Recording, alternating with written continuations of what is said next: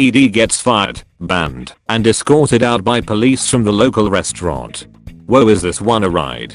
My ED is a hot-headed mess and that got him fired, banned, and escorted out by police from his 6th job.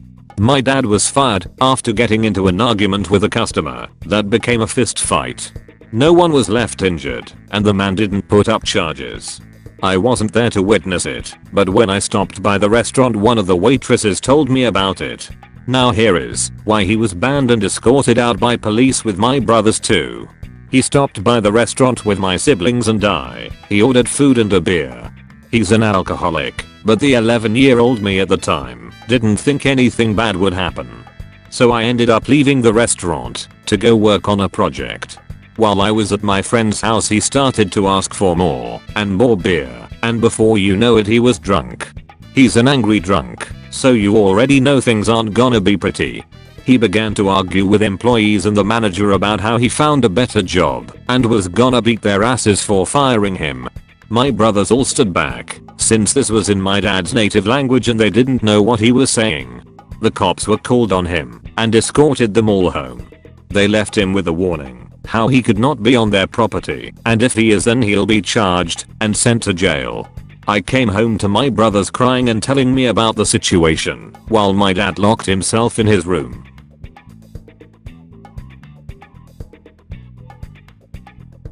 Ep tells me to stop listening to music because I'm damaging her son's brain. Context: in a 3-hour flight from London, Gatwick to Palermo, Sicily. So you know how, when you wear earbuds the sound can bleed through, even if it's not that loud? Well, this is how it starts. I love Queen, so I was just listening to some of their songs as you do. I'm sitting near a mum and her kid, around 5 I think, and she politely taps on my shoulder and asks if I could turn it down because her son is trying to sleep. I understand because had to get up at 3 AM to get the flight. So I turn it down and continue whatever I was doing. Q 1 hour later. Ep: hi, sorry to bother you again, but what type of music are you listening to? Me: Queen, they did rock and roll. Ep: well, sorry to say, but I don't want my son exposed to devil music. And I'm like, the fuck are you on about? Anyways, the son was asleep. Me: sorry miss, but I really like this music. Ep: so me, well, it makes me feel a bit calmer. There was some turbulence during the flight, and I felt uncomfortable. Ep: well, why don't you listen to God's music instead? Me: I'll consider that. I didn't want to be rude, but this is the only music I have downloaded.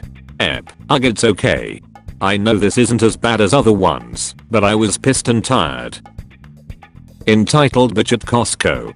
This happened last night when picking up some bulk goods. I'm waiting in line as I'm moving forward. This bitch slams into my cart. Excuse me, I'm next. Me: I'm sorry, but when I came to wait in line no one was behind the lady in front of me. I have only like 2 items and I'm in a rush to pick up my kid. Me: not my problem, you should have planned better. Again she tries to push her cart in front of mine so she can rush in front, but the staff saw this shit and as they were pulling the carts forward they swapped positions and checked my stuff out first. The look on her face. They even kept pushing her back until the last person who was there before her. M freaks out after not getting a Snickers and demands a free coffee. So I was in a fitness center, buying a cookie, call me fat if you like, as I had just done 2 hours of exercise. In front of me, an M lurked. Cast: M. Entitled McDelly K. Kid me, IDK who this is W. Worker S. W supervisor. So M walks up to the counter. M: can I have 2 Snickers please? W: I'm sorry, we do not stock Snickers. M: excuse me? What do you mean? I saw a guy with a Snickers in here, so you must have them. W: sorry, but this person must have brought it with them. Would you like something else? M: no, I want Snickers, give me Snickers now. Me: you are holding up the queue and they have no Snickers. M: ignoring me, I want to speak to the manager. W: S: can I have some help? S: sure. Ma'am, what is going on? M: this worker won't give me Snickers. Fire him. Also give me a free large coffee for my troubles. S: no. Sorry, we do not have Snickers, so I will not fire W. Also, if you want coffee, pay for it. K. Mummy, can we leave? You are being really rude. S. Your child is right. Please leave the premises now. M walks off muttering about how she is going to sue the club. That's all, folks. Thanks for reading. Ep cuts in line and Karma finds her register. This just happened a bit ago. Acronyms are obvious, but if you have any questions give me a shout, and we'll figure it out. So I'm at Walmart grabbing a few liters of soda for a work party tomorrow. Quickly I grab my junk, and get in line for the self-checkouts. The line is pretty long and sort of extending out to the path, where people walk back and forth. Just as the line is moving forward I spy a mother and her 3 kids approaching on the right and walking with purpose. Naturally I assumed they were passing through, so instead of moving with the line I stop to politely let them pass. Only they don't, they abruptly stop and take my place in the line. I'm non-confrontational, but it was so weird and jarring that I audibly said, "Oh my god." More out of shock. The mother turns and gives me a look that is half back quote haha and half back quote I hope you die. Pissed me off so. Me, sarcastically, fuck me, right? M, you'll be okay, I only have one thing. Me, I've not exactly got a full cart here myself, but I didn't cut in front of anyone with my full sense of self-importance. M, whatever, you shouldn't swear in front of my children. Thank you. Me, you know what, you're right, I do apologize for swearing in front of your kids, but then again how else will they learn the words to adequately describe their mother? At this point the oldest of her trio laughed slightly, but her death stare stifled it pretty quickly.